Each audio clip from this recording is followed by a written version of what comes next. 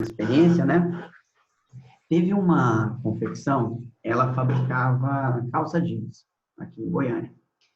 E ela nos chamou lá para poder ver um problema de produção. Ela falava que tinha a moça, a proprietária, falava que tinha um problema sério de produtividade, não conseguia produzir e atender a demanda que ela tinha. Ela falava assim, não, eu consigo vender tudo, eu só não consigo produzir, né? Eu falei, gente, mas isso é no momento que a gente estava, já tem uns, deixa eu pensar, tem uns 6 anos já, mais ou menos, 6, 7 anos, não estava vendendo tão bem e tal, né? Eu falei, nossa, então vamos lá, né? Vamos resolver esse problema para ela. A pessoa, ela cortava, em média, 20 mil peças de, por mês lá, né? E só que no final do mês, ela só conseguia entregar cerca de 3 mil peças. Desculpa, 6 mil peças. Nós fizemos 6 mil peças. Eu falei, gente, mas não tem lógica, mas... E você continua cortando? Ela falou, sim, continuo cortando. Todo mês cortando aquele volume, né? Como parte da produção dela era terceirizada, a facção, né, a costura era terceirizada, ela cortava, mandava para a facção, só que não voltava tudo. E aí as faccionistas pressionavam ela e falavam assim, poxa, mas você tem que me mandar peça, eu terminei esse lote aqui, tem que mandar outro. Eu terminei esse lote aqui, como assim? A facção tinha 3 pilares, vamos dizer assim, de processo, né? Ela fazia um fechamento, né, das peças ali, fazia um acabamento ali e no final tirava a linha e tudo mais. Então, tinha 3 estágios de processo. Aí, as facções, cada um desses 3 estágios, elas tinham 1, 2 pessoas destinadas a cada um desses processos. Então, a primeira etapa, elas faziam muito rápido. A segunda etapa era um pouquinho mais lenta e a terceira etapa era mais lenta ainda, né? O que acontecia? A primeira parte, a primeira equipe das facções terminava e as facções pegavam e ligavam para a indústria da confecção. Não, manda mais peça para mim. E a confecção mandava, porque a primeira parte da primeira etapa do processo tinha terminado. Só que a facção não tinha devolvido as peças que ela tinha pego lá dentro. E aí eu falei, não, tá tudo errado, né? Peraí. Se você mandou 1.000 peças para lá, quando voltar as 1.000 peças, você manda mais 1.000 peças. Ah, ela me devolveu 500, então você manda 500, né? Porque a confecção, ela tem que determinar o ritmo que ela precisa da facção. E a facção tem que se organizar para isso. A conta lá era bem simples, eu até fiz um explicativo disso há pouco tempo. Porque, assim, a primeira etapa lá, vamos falar um número, a equipe lá fazia 100 peças por dia, um exemplo. A segunda etapa do processo fazia 50 peças por dia. E a terceira etapa lá fazia 25 peças por dia. Eu peguei e falei, não, muito simples. A primeira equipe da sua facção, ela tem que trabalhar até meio-dia, já que ela faz 100 peças por dia, e produzir 50. Essa equipe, que seja uma pessoa ou duas, ela tem que ir para o segundo processo e ajudar no segundo processo, né? Porque já que o segundo processo fazia 50 peças por dia, né? Peraí, se essa equipe viesse para o processo de 50 peças por dia, ia produzir mais do que 50. Não, então tá errado. Vamos pegar essa pessoa do processo 1, que faz 100 peças por dia, e vamos ajudar no processo 3, que fazia 25 peças por dia. Se eu tiver uma pessoa meio período fazendo ali, né, complementando a produção, e esse pessoal do terceiro processo conseguisse atingir 50 peças por dia, nós teríamos um balanceamento de produção. No processo 1, 2 e 3, todos 3 teriam 50 peças por dia. E um exemplo simples de balanceamento de produção é isso. É tentar fazer com que cada elo da cadeia, cada etapa do processo, execute na mesma velocidade e a mesma quantidade por hora, por dia, né? Resultado da obra. Depois lá a gente ficou uns 3 meses organizando isso, mas depois de 30, 40 dias, já estava nivelado, a produção já estava caminhando. Só que como tinha muita peça nas facções, quando isso começou a voltar para dentro, a empresária me ligou de novo. 2 meses depois, meus consultores estavam lá, voltei de novo lá, e ela falou assim, agora eu tô desesperado, tô com um problema sério, debaixo, juro para vocês, debaixo da mesa dela tinha calça jeans, debaixo da escada que subia para o segundo piso lá, tinha calça jeans, tinha nos corredores, tinha calça jeans para todo lado. Ela pegou e falou assim, não sei o que eu faço mais. Agora eu preciso conseguir vender, porque agora eu produzo peça demais e não dou conta de vender. Eu falei, o que aconteceu? Porque você me chamou e falou que conseguia vender tudo que tinha, tudo que você produzisse, você falou que conseguia vender. Está na hora, vamos vender. Não, agora eu preciso de ajuda, vamos me ajudar a vender. Aí a gente foi implantar um departamento comercial para ajudar a vender. Mas foi só um exemplo prático e real que aconteceu da vantagem de um PCP, né? O que um PCP pode fazer lá. Carlos, você que, como já passou aí por várias e várias confecções, já teve muita experiência aí, você poderia compartilhar com a gente alguma experiência, alguma dica, assim, alguma coisa que o PCP pode fazer por redução de custos?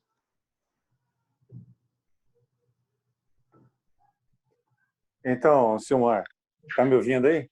Oh, perfeito. Ok.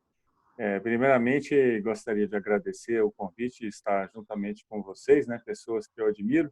O João Vitor já conheço de perto, né, um jovem com potencial incrível, né, além de bonitão, inteligente, cheio de potencial, né. Que isso, Carlos, obrigado. Silmar é um gênio, um cara assim que eu admiro já há muitos anos, é um mestre, né, um professor. Juliane ainda não conheço, mas vejo que está assim no meio de um grupo de grande ainda possibilidade de crescimento, de expansão no mercado do estado de Goiás, Centro-Oeste, e eu acredito até no Brasil, né?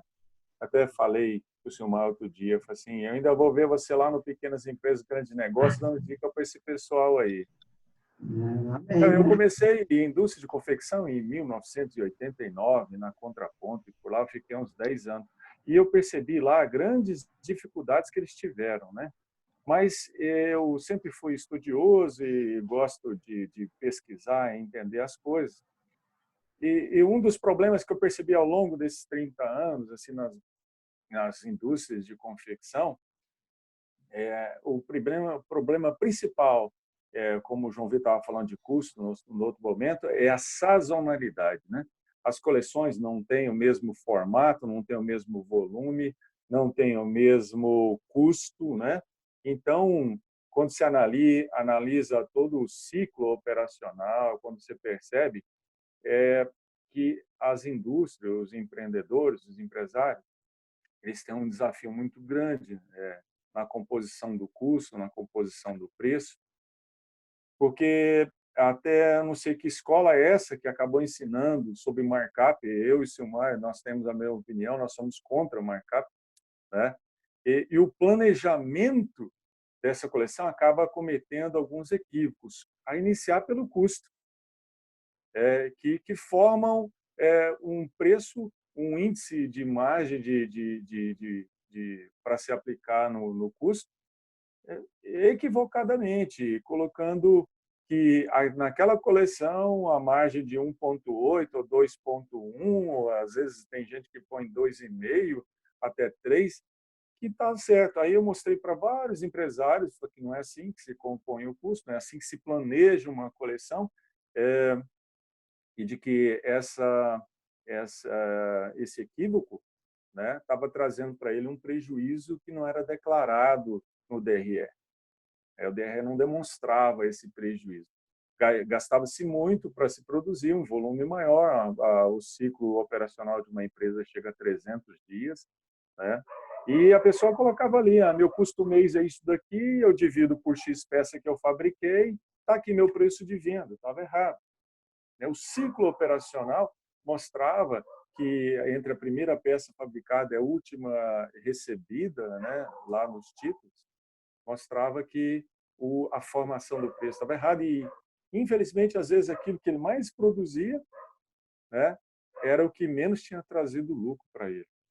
Infelizmente, muitos confeccionistas falavam uma pela outra, que é uma linguagem aqui de Goiás, né? Uma pela outra e estava tendo prejuízo.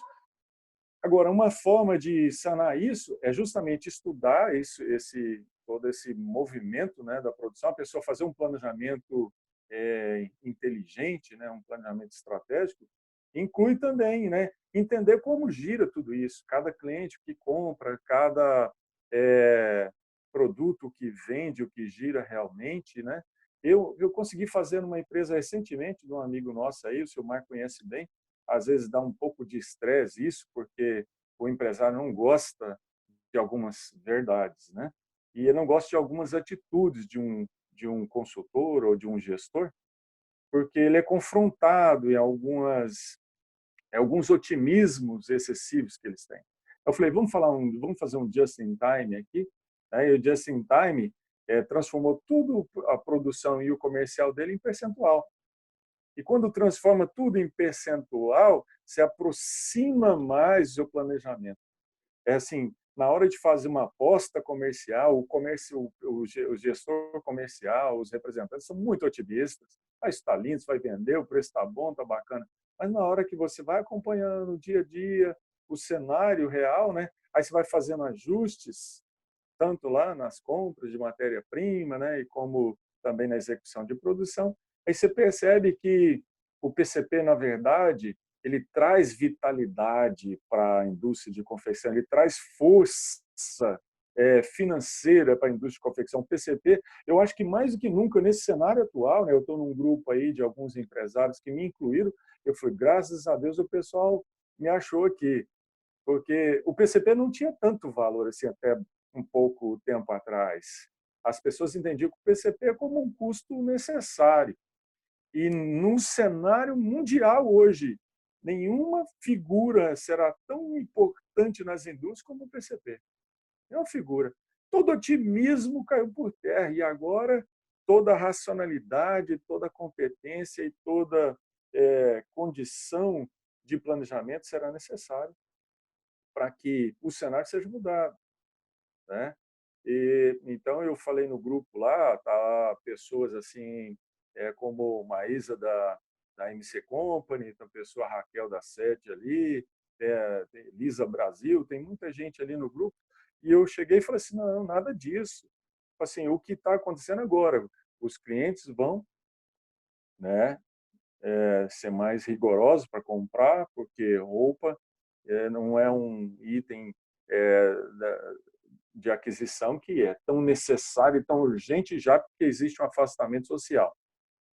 Então, eu acho que as empresas, cada vez mais, elas vão ter que ter assim uma outra ideia, uma outra forma. Essa associação, cooperativismo e algumas coisas vão evoluir. E o PCP é um papel importante para gerir tudo isso.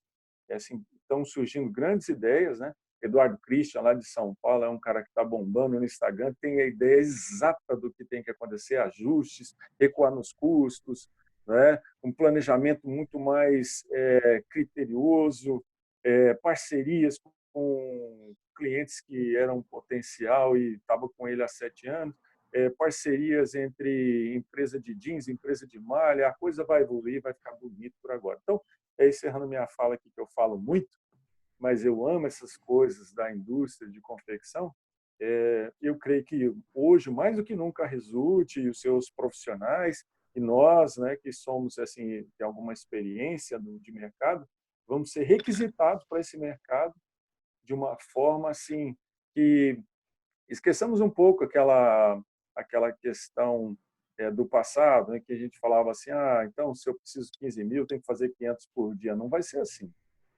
né? As coisas vão mudar. A cada dia o desafio muda, cada dia a conta muda, né? Um item ele está em destaque, o outro não está, e as pessoas vão ter que se adequar cada vez mais. E ele falou, antigamente, R$ 1.000, Eduardo Christian falando, paga aí, 3 mil, paga. Ele falou, não vai ser assim, o valor do dinheiro agora muda. Muda. Cada detalhe vai ser importantíssimo para que o mercado volte a crescer. E isso vai levar uns 3 anos, hein? Assim, 3 meses aqui, o impacto ali é para frente, porque se eu fiz uma conta rápida, né? 1 milhão de faturamento hoje a 10% de lucro líquido ali no final. Você toma ali 1 milhão, 2 milhões, 3 milhões para sustentar 3 meses e o mercado cai ali 40%, 30%, 70%, dependendo do período, você vai levar 3 anos para recuperar isso daí sem lucro, né? Pagando o seu bolso, tomando dinheiro emprestado, com juro baixo para pagar com carência e tudo. Mas você vai levar pelo menos 3 anos para voltar a crescer. Então, o mercado de indústria agora está numa crise incrível e vai depender muito dos engenheiros, dos PCPs, dos gestores que entendem melhor as contas, né? Eu agradeço aí essa participação e contem comigo, né? Contem comigo. Carlão, eu acho... Pode falar, Silmar. Não, com certeza, Carlão. De vez em quando a gente vai estar dando umas dicas aqui para o público e você que tem tanta experiência ali, já vivenciou tantas situações, com certeza vai conseguir ajudar muito e muita gente aí. Eu acho que mais na frente, nos próximos, talvez a gente fazer umas discussões mais direcionadas, sabe? Vamos falar só sobre apontamento de produção, só sobre cálculo do custo lá do PCP, só sobre cálculo sobre volume. Acho que vale a gente fazer umas ações assim. A gente agradece mais a participação, mas vamos continuar. Você citou perdão. Oi? Perdão, ainda... eu não tinha falado, mas é assustador saber isso. Sabe que indústria de confecção tem 5 meses que não ganha dinheiro? 5. Não é porque nesse ano, no ano passado, no outro ano, são 5 meses que não dão lucro. Confecção é totalmente diferente de todas as outras coisas, né? Você tem 7 meses para ganhar dinheiro e 5 meses para pagar do seu bolso. E isso não entra na conta, às vezes. A confecção tem umas particularidades, né? Porque, assim, você começa a criar uma peça, desenvolver uma arte, depois uma modelagem, você prepara que já compra o tecido e daqui 3, 4, 5 meses você vai lançar a peça e quando você vai comercializar, você ainda vende com 30, 60, 90, 120 e olha lá, né? Então, assim, o impacto no fluxo de caixa numa empresa nesse segmento realmente é muito maior de uma situação dessa que nós estamos vivendo, né? Com certeza. Mas eu queria enfatizar uma coisa que você falou. Você falou assim, esse momento vai mudar. As pessoas, as empresas vão se unir mais, vão buscar parcerias e tudo mais. Eu tive o prazer de participar de alguns projetos de desenvolvimento de APL, sabe? Os arranjos produtivos local. E eu vivenciei e conheci a realidade de empresas no sul, de Paraná, Santa Catarina, né, Rio Grande do Sul. Lá, a mentalidade já era esta. O pessoal lá já se unia, eles já desenvolviam central de compra, né, central de processamento, juntavam no polo, comprava uma máquina que era muito cara, uma máquina de 200 mil, 600 mil reais, que as facções, as confecções não tinham condições de ter, elas compravam junto e compartilhavam aquele polo ali, sabe? Eu já tenho visto algumas ações aqui em Goiás, em Goiânia, desse tipo de busca. A gente tentou, alguns anos atrás, sabe, com muita dificuldade, convencer, mudar a cultura do empresário quanto a isso. Não fugindo do assunto, do foco do PCP. Porque a gente sempre falava isso, gente, você tem não só confecção, mas eu passei por isso em indústria moveleira, passei por isso em indústria alimentícia, pessoal de produzir mel, pessoal que mexia com artesanato, a gente sempre falava isso. Gente, se você tem recursos na sua empresa, máquina, equipamento, processo, você usa uma vez por mês, uma vez por semana, por que não compartilhar isso? Por que não prestar serviço, prestar horas? Se você tem uma marcenaria e você tem uma seccionadora lá que custa 10 mil reais, e você usa ela uma vez por semana, por que você não presta serviço com a sua seccionadora para as outras indústrias ali? O PCP vem mostrando isso, né? A ociosidade de máquinas, a ociosidade de equipamento. E a mentalidade do empresário, acredito eu que agora vai mudar com a facilidade maior, né? Acho que a Vera também já passou por situações assim de motivar o pessoal, se unir para poder compartilhar recursos, né?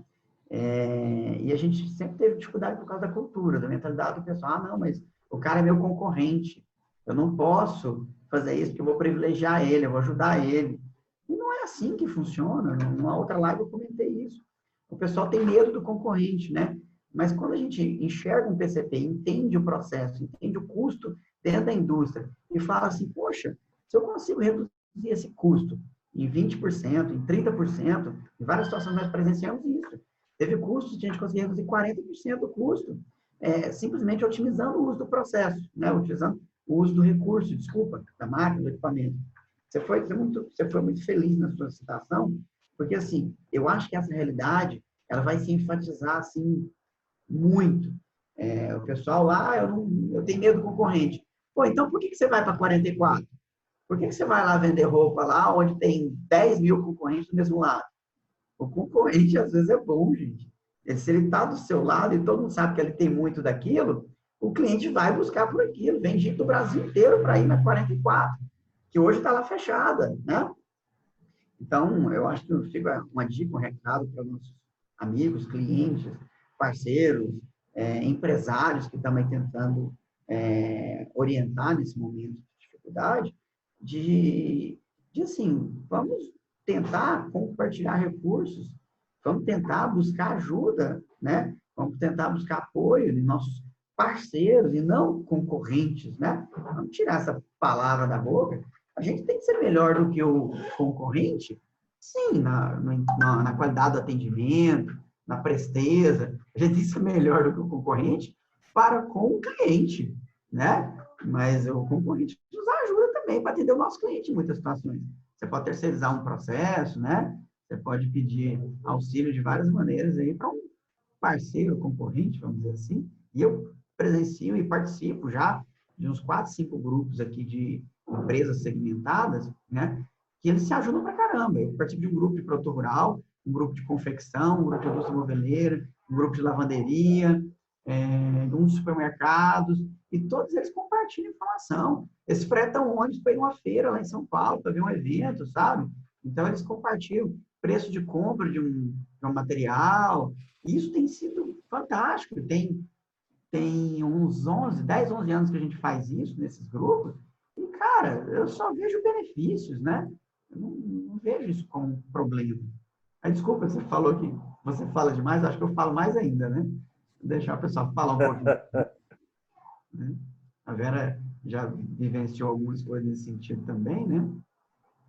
O que vocês me falam dessa problemática de utilizar compartilhamento de recursos, já que o foco é PCP e redução de custos, né? Compartilhamento de recursos com concorrentes, né?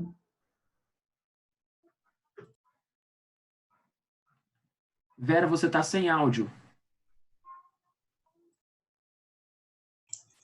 A gente tem acompanhado aí algumas experiências ao longo da vida aí, e a gente tem participado de alguns movimentos em que a gente busca essa aproximação, né, de produtores, de empresários, trabalhando especialmente no sentido de levá-los, às vezes, até a constituir associações. Em alguns segmentos, esses 2 últimos anos, a gente trabalhou especialmente com alguns produtores rurais, né, que culminou até na criação de algumas associações. E o que a gente percebe, Silmar? O grande problema, às vezes, é os aspectos culturais, né? A gente tem uma barreira cultural de que a gente pode compartilhar. Então, até que eles cheguem ao ponto de... a gente sempre parte daquele princípio, eles precisam se conhecer, depois de conhecer, conviver, depois de conviver, confiar, depois de confiar, aí eles compartilham, sabe? É o processo que a gente chama do chamado 4Cs. E quando eles chegam lá, nesse momento de compartilhar, aí realmente é o ponto do chamado ganha-ganha, aí eles se agarram mesmo, né? E o resultado é muito bacana.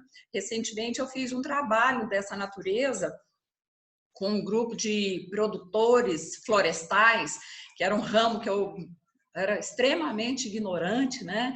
E aqui em Goiás ainda é um pouco incipiente, e produtores de florestas são até um pouco diversificada. E o que a gente percebeu? até nesse aspecto aí de custo de produção, né? Nós fizemos um trabalho muito intenso, uma parceria até com a Embrapa, para fazer uma avaliação de custo de produção florestal. E medimos em algumas regiões aqui do estado, e a gente vê o seguinte, que até a produção de conhecimento, né? Se ela não vier nesse olhar compartilhado, às vezes o desenvolvimento para conhecer custos em alguns segmentos, ela é prejudicada, porque a experiência de um acelera muito o conhecimento do outro, o que faz ele criar um pouco de consciência. O João Vitor falou lá, né, daqueles chamados custos que ficam obscuro no processo por conta da experiência do cara, porque ele acha que aquele modo dele de fazer é uma boa prática. Então, quando você consegue compartilhar a experiência, às vezes você tem mais facilidade. Eu não sei aí se o doutor Carlos já teve oportunidade de ver isso, que de repente você consegue convencer ele e a verdade do outro é melhor recebida, né, do outro empresário, do que a da nossa como consultor. Então, até facilita muito no processo, né, de consultoria, de orientação desse empresário, porque o depoimento do outro facilita para que ele consiga acreditar, inclusive, na recomendação do que a gente está passando para ele e da percepção da realidade dele, que para a gente, às vezes, está assim, visível, mas ele não quer ver e não quer acreditar naquilo que você já tinha levantado, e que às vezes você tem até dados para demonstrar isso para ele. Então, é um trabalho, Silmar, interessante, que é a questão dos aspectos comportamentais, né, as competências comportamentais do empresariado. Eu acompanhei um grupo na área de confecções há alguns anos atrás, e a gente percebia, e ainda hoje eu fico assim, não estou acompanhando o grupo específico, mas nos grupos de confecção, o que a gente percebia? Em muitos casos, ele não quer compartilhar a experiência dele, porque ele acha assim, ó, que o outro vai roubar a ideia dele, né? Ou vai expor a fragilidade que ele sabe que tem, mas ele não quer revelar para o outro por uma questão de, eu diria, talvez até de vaidade, né?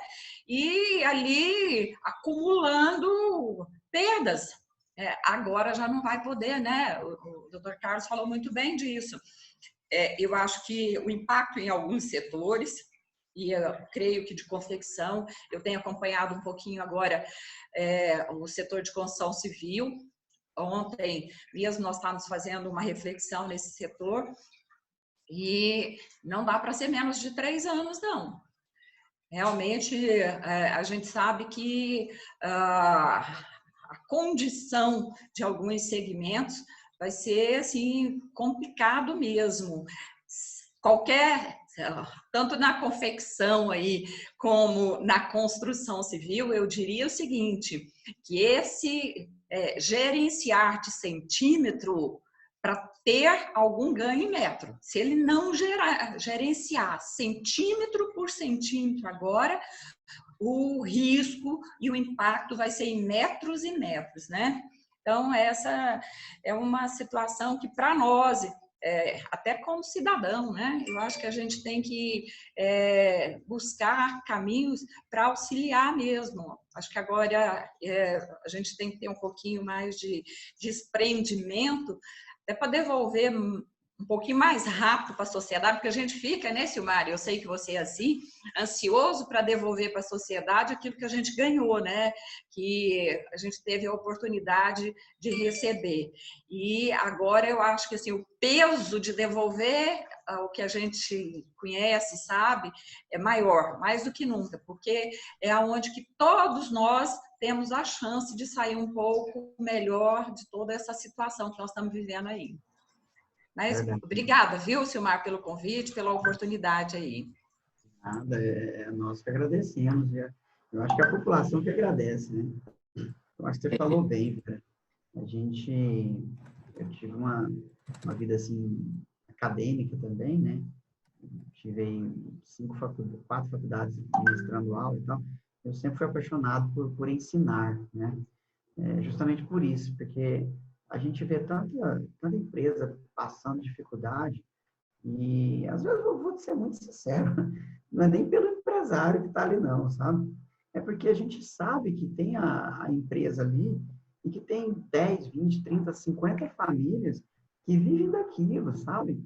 Tem funcionários, tem pessoas ali passando dificuldade, passando aperto, e a gente sabe que a solução para o cara, às vezes, assim, é tão simples, né? Às vezes não tem nem custo de implantação, e a gente tenta ensinar, mostrar o caminho para as pessoas, mas realmente é muito difícil, às vezes, de ser entendido, porque, às vezes, as pessoas têm a mania de criar uma complexidade muito grande, né? Achar que é tudo muito difícil, que é tudo muito complexo. Eu estava falando sobre isso mais no início da live, e a gente realmente se sente nessa obrigação de tentar colaborar, né?